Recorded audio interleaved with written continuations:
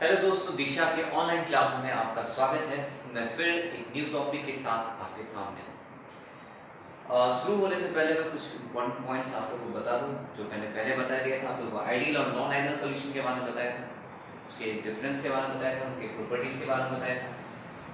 आज जो new topic मैं शुरू करने जा रहा हूँ वो है कॉलिगेटिव प्रॉपर्टीज। बहुत इंपॉर्टेंट टॉपिक है, खास करके क्लास 12 के एग्जाम के पॉइंट ऑफ व्यू से।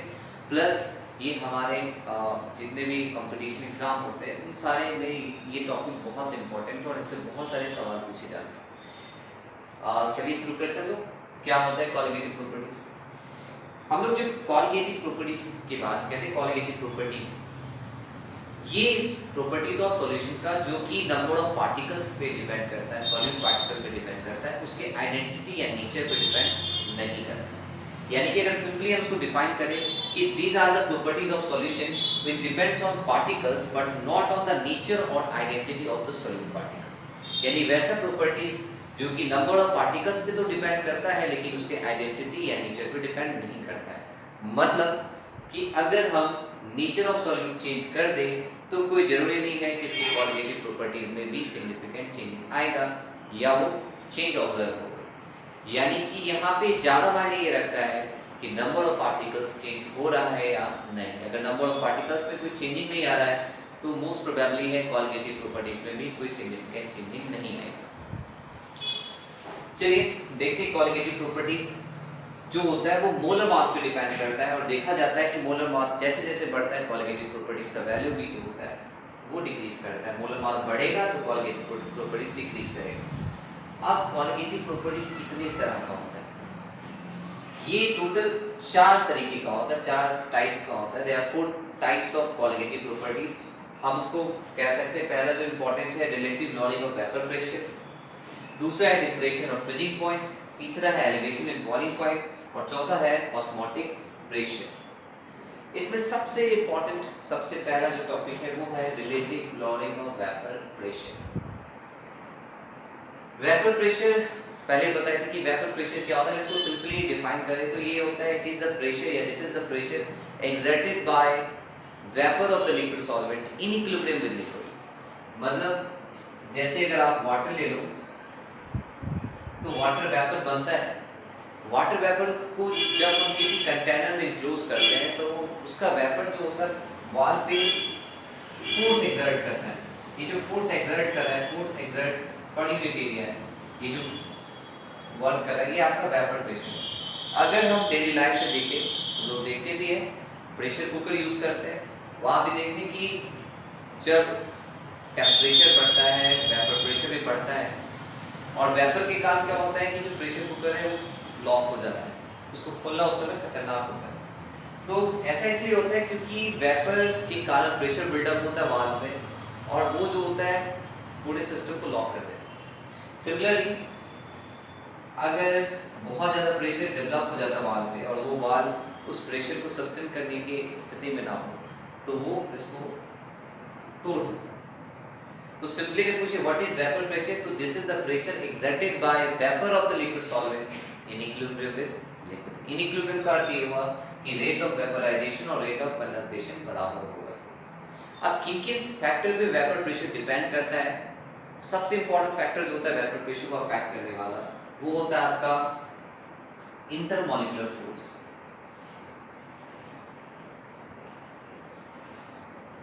इंटरमॉलिक्यूलर फोर्स देखा ही जाता है कि अगर लिक्विड्स के बीच वीक इंटरमॉलिक्यूलर फोर्स है तो उसकी स्केपिंग टेंडेंसी कम होती है। हम लोग समझ भी सकते हैं कि जितना स्ट्रांगली अगर मॉलिक्यूल एक दूसरे को बांधे हुए पकड़े हुए तो उसको स्केप करने की टेंडेंसी उतनी कम होगी। अगर हम इसको हम मॉलिक्यूल की तरह ट्रीट कर दें तो ये मॉलिक्यूल अगर दूसरे मॉलिक्यूल को कस के पकड़े हुए ये फोर्स जो होगा अगर बहुत स्ट्रॉन्ग बाइंडिंग कैपेसिटी रखता है तो वो आसानी से स्केप नहीं करेगा।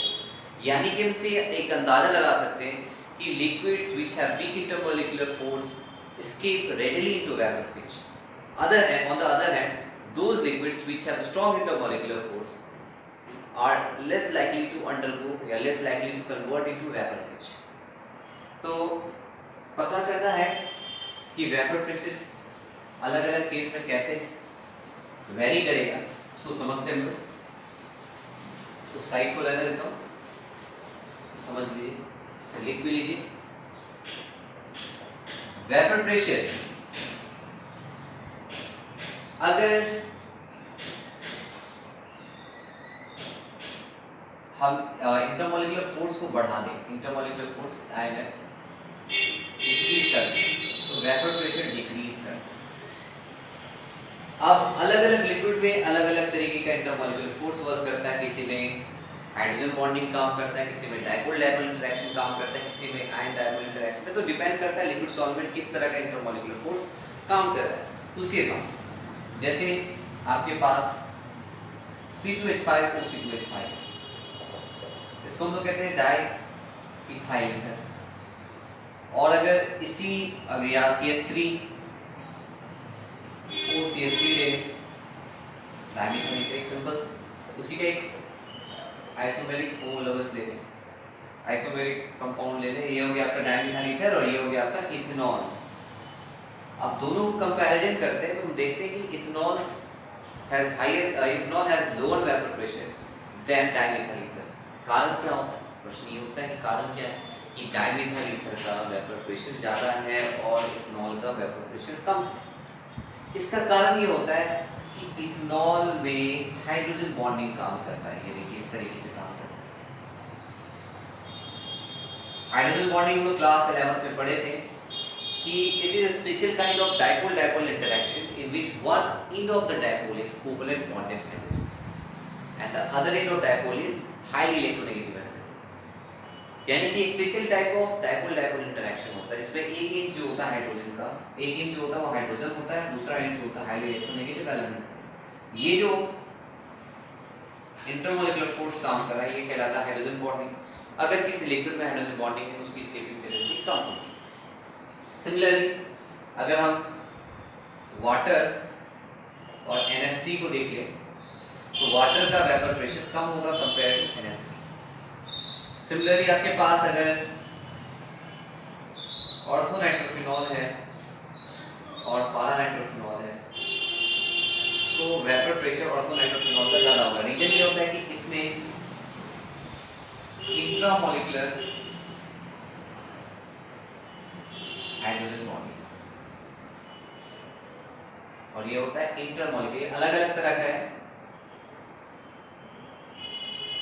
इस तरीके से अलग अलग एस्केपिंग टेंडेंसी होता है कि रूम टेम्परेचर पे अगर वाटर को रख दें और पेट्रोल रख दें तो पेट्रोल जल्दी तेजी से वेपर फेज में कन्वर्ट होगा, क्योंकि पेट्रोल में जो इंटरमोलिकुलर फोर्स होता है वो वीक होता है और वाटर में इंटरमोलिकुलर फोर्स स्ट्रॉन्ग होता है जो उसकी एस्केपिंग टेंडेंसी को रिड्यूस कर देता है, यानी कि इसमें वेपर में कन्वर्ट होने की टेंडेंसी कम होगी। तो जितना स्ट्रॉन्ग इंटरमोलिकुलर फोर्स है लिक्विड को वेपर में कन्वर्ट होने की टेंडेंसी कम होगी। अब आते हैं कि इन सब के अलावा, इसको लिख लीजिए समझने के लिए, फिर आगे बताता हूं। एक और पॉइंट है जो कि हम लोग रखते हैं, वेपर प्रेशर जो होता है वो टेम्परेचर के डायरेक्टली होता है। टेम्परेचर बढ़ेगा तो वेपर प्रेशर भी इंक्रीज करता है। कारण क्या होता है कि जब हम किसी चीज़ को हीट देते हैं, टेम्परेचर बढ़ता है तो उसका एस्केपिंग टेंडेंसी बढ़ जाता है। एस्केपिंग टेंडेंसी इंक्रीज करेगा जब हम लोग टेम्परेचर इंक्रीज करेंगे। Escaping tendency increases when we increases temperature. और इसका एक क्वांटिटेटिव इफेक्ट भी है, quantitative effect of temperature.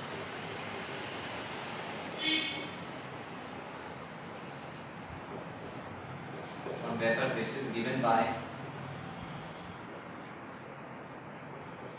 Clausius-Clapeyron equation. जो होता है log base 10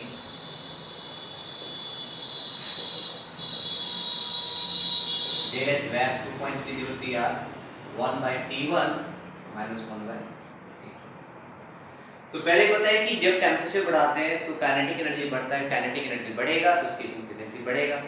solid, liquid, gas और लिक्विड में टेम्परेचर बढ़ाए तो उसकी काइनेटिक एनर्जी बढ़ेगी, काइनेटिक एनर्जी बढ़ेगी तो लिक्विड आसानी से गैस में कन्वर्ट हो जाएगा।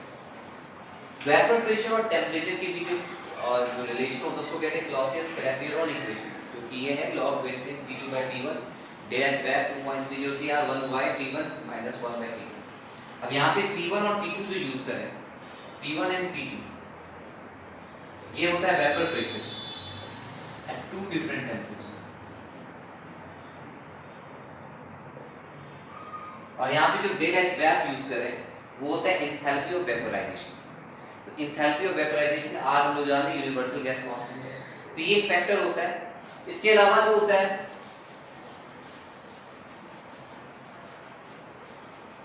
एक फैक्टर और होता है, वो होता है addition of non volatile solute. यहाँ पे मैं एक टर्म यूज कर रहा हूँ, नॉन वोलेटाइल सॉल्यूट। क्या है नॉन वोलेटाइल? वोलेटाइल उसको कहते हैं जिसमें एस्केपिंग टेंडेंसी होती है। जैसे वाटर है और NaCl है, तो वाटर जो होगा वो वोलेटाइल होगा और NaCl जो होगा वो नॉन वोलेटाइल होगा, यानी वाटर प्लस NaCl। तो ये आपका वोलेटाइल है और ये आपका नॉन वोलेटाइल है, ठीक है, ये नॉन वोलेटाइल है, यानी ये उड़ने की टेंडेंसी रखता है, हो सकता है एस्केपिंग टेंडेंसी है। NaCl जो है वो उड़ता नहीं है।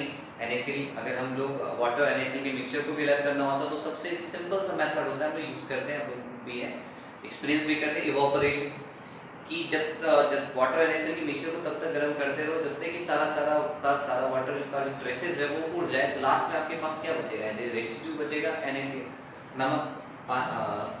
इस तरीके से अलग कर सकते हो। तो देखा ही जाता है कि वेपर प्रेशर जो होता है वो डिक्रीज करता है जब हम amount of non volatile solute बढ़ाते हैं,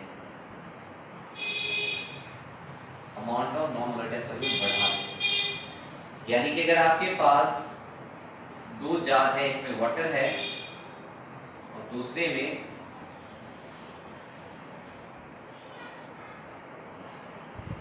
वाटर प्लस NaCl, क्या पूछ सकते सवाल कि आपके पास दो कंटेनर है, एक में पानी रखा वाटर रखा हुआ, एक में वाटर प्लस NaCl मिक्सचर है, आप बताओ ये कि इस दोनों में किसका वेपर प्रेशर ज़्यादा होगा? तो बिना कंफ्यूजन के हम कह सकते हैं कि वाटर का वेपर प्रेशर ज़्यादा होगा, क्योंकि वाटर प्योर सॉल्वेंट वाटर है, वो बस वोलेटाइल कंपोनेंट कंटेन करता है, यानी कि सारे का सारा टेंडेंसी जो होता है एस्केप करने का है। जबकि वाटर प्लस NaCl में क्या होगा कि NaCl कुछ एरिया को ऑक्यूपाई कर देगा, जैसे ये आपका वाटर का मॉलिक्यूल, तो यहाँ पे हो सकता है ये NaCl का मॉलिक्यूल, ये वाटर है, फिर आपका NaCl है, फिर ये वाटर है। तो क्या होगा कि वाटर तो इवापोरेट कर सकता है लेकिन NaCl जो होगा इवापोरेट नहीं करेगा, वाटर करेगा। अब क्या होगा कि ऊपर वाला एरिया, कुछ एरिया जो हो गया उसको नॉन वोलेटाइल सॉल्यूट ऑक्यूपाई कर लेता है, जिसके कारण क्या होता है कि वेपर कम बनता है, एक्सपोज सरफेस एरिया कम हो जाता है, तो वेपर प्रेशर कम होता है। एक चीज और दिमाग में रखना है कि अगर हम देखते एक सिंपल सा एग्जांपल भी लोग देखते हैं कि अगर हम पानी को एक कटोरी में रखते हैं, एक बड़े से बर्तन में रखते हैं, तो पानी तेजी से इवैपोरेट होता है एक बड़े से कंटेनर में, एक बड़े से बर्तन में। एक अगर थाली में रख दो पानी और एक कटोरी में रख दो, देखोगे थाली का पानी कुछ देर पूरी की तरह पूरी तरीके से इवैपोरेट हो गया, और जो कटोरी में रखा पानी है वो उसका थोड़ा सा जो होता है वो घटता है। अब यहाँ पे क्या है कि जो रेट ऑफ इवैपोरेशन होता है, इवैपोरेट करने का जो रेट होता है वो सरफेस एरिया पर डिपेंड करता है। जितना ज़्यादा एक्सपोज सरफेस एरिया होगा, रेट ऑफ इवैपोरेशन उतना अधिक होगा। यानी कि अगर सेम अमाउंट वाटर को अगर हम बड़े से बर्तन में रख दें, इसमें ज़्यादा एक्सपोज सरफेस एरिया, ग्लास एक थाली में रख दें और एक को हम कटोरी में रख दें, तो हम देखेंगे थाली वाला ज़्यादा तेज़ी से इवैपोरेट करेगा। यानी कि सी, ओशंस, पॉन्ड, लेक, इन सब में रेट ऑफ इवैपोरेशन अलग अलग होता है क्योंकि एक्सपोज सरफेस एरिया अलग अलग होता है। बट याद रखिए, vapour pressure has nothing to do with surface area. Vapor pressure does not depend upon surface area. Vapor pressure is independent of the surface area. But when we talk about rate of evaporation, undoubtedly rate of evaporation will depend upon the exposed surface area, the area which comes in contact with air. यानी कि vapor pressure भले surface area पे depend नहीं करता है, लेकिन rate of evaporation की बात करें तो तो वो ज़रूर सरफेस एरिया पे डिपेंड